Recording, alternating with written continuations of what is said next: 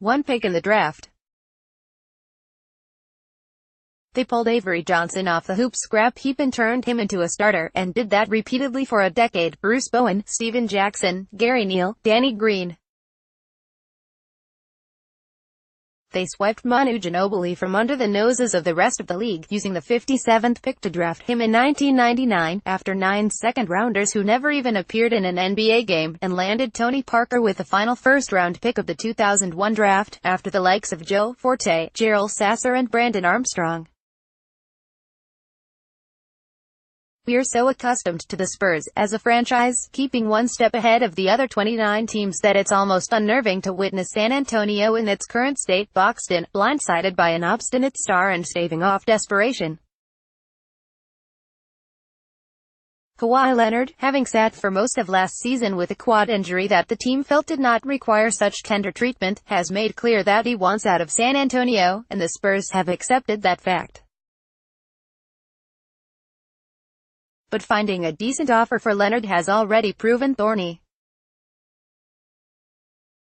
The Spurs entered this process hoping to avoid trading Leonard within the Western Conference, but according to executives around the league, Leonard's camp has made it clear that he wants to be in Los Angeles, and he has the leverage of hitting free agency next summer.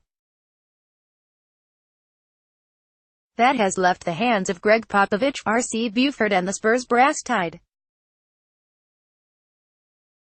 San Antonio has engaged in talks with Boston, and the Celtics would appear to be a natural trading partner. They're a championship contender in the East and loaded with young assets: Jason Tatum, Jaylen Brown, Terry Rozier, 2 potential 2019 lottery picks. But sources told Sporting News that the Celtics are approaching the situation with trepidation. They have no intention of trading Tatum whatsoever this offseason, even in a deal for Leonard. The Spurs would want Brown as part of any trade package, but even there, Boston is wavering.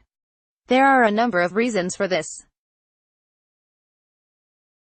First, there is concern about how Leonard, an MVP candidate when healthy, would mesh with Kyrie Irving, who has looked at his spot with the Celtics given the chance to finally lead his own team and escape the shadow of LeBron James.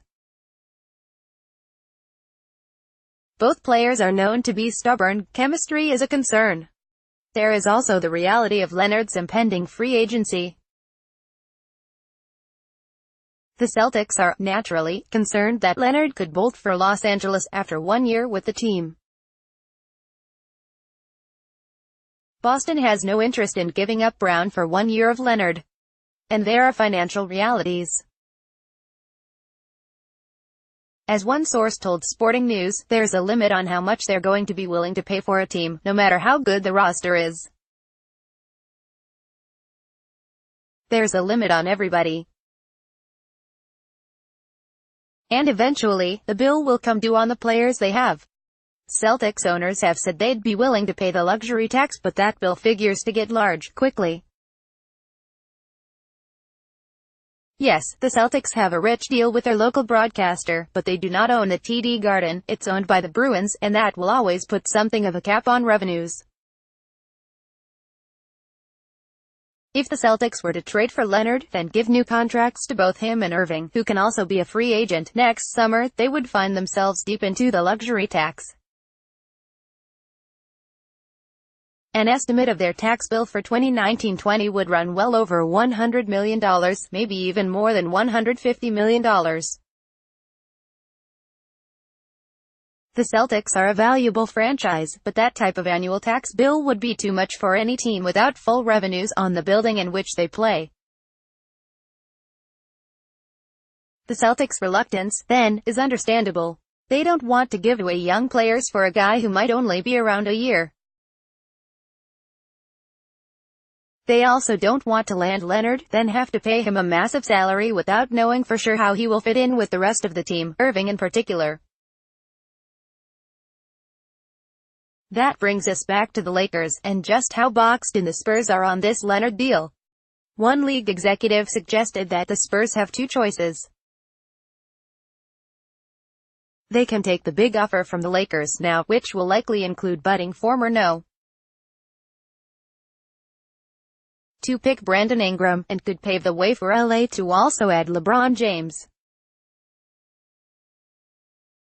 Or they could wait a couple weeks until it is obvious that the Lakers are the only credible bidder, and take a skeleton offer from LA. The Lakers are feeling some pressure because they've got one eye on this and one eye on LeBron, the executive said. The Spurs are hoping for a bidding war, but who else is bidding here? There is no war. They need to move on this before July 1st. The Spurs, who fleeced the rest of the league repeatedly in the last 20 years, are on the verge of being fleeced for one of the game's top players.